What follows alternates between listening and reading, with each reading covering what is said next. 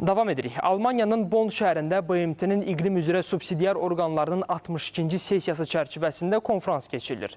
Tədbirdə iqlim dəyişikliyi ilə bağlı mövcud qlobal vəziyyətin təhlili, COP30-a hazırlıq, həmçinin Azərbaycanın COP29-a ev sahibliyi zamanı görülən öhdəliklər və təşəbbüslər barədə müzakirələr aparılır.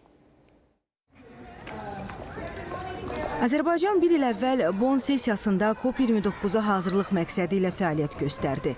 İndi isə burada növbəti COP-a çıxarılacaq sənədlərin ilkin layihələrinə baxılır. Xarici İşlər Nazirinin müavini COP29-un baş danışıqçısı Yalçın Rəfiyev Azərbaycan nümayəndələrinin Bonn konferansında əsas roluna toxunub.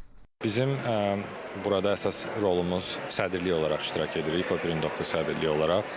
Əsas sənədlərin qəbulunu ilə bağlı prosesin idarə edilməsi Braziliya tərəfinin öhdəliyində olan məsələ olsa da, biz sədrlik olduğumuz üçün Braziliya tərəfi bizdən dəstək xahiş edib.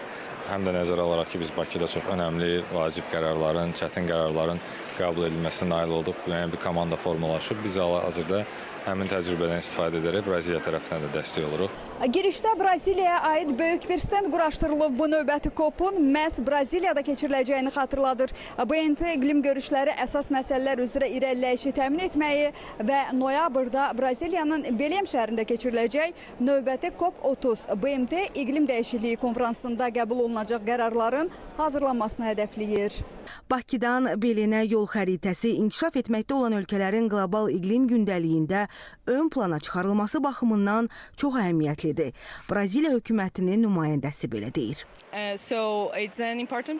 Biz inkişaf etməkdə olan ölkələrdən danışırıq və bu ölkələr mütləq gündəmin mərkəzində olmalıdır. Azərbaycan bu baxımdan bizim üçün çox önəmli tərəfdaşdır və bu əməkdaşlığın davamlı olması vacibdir. Bonn hazırda planetin gələcəyinin müəyyənləşdiyi məkana çevrilib.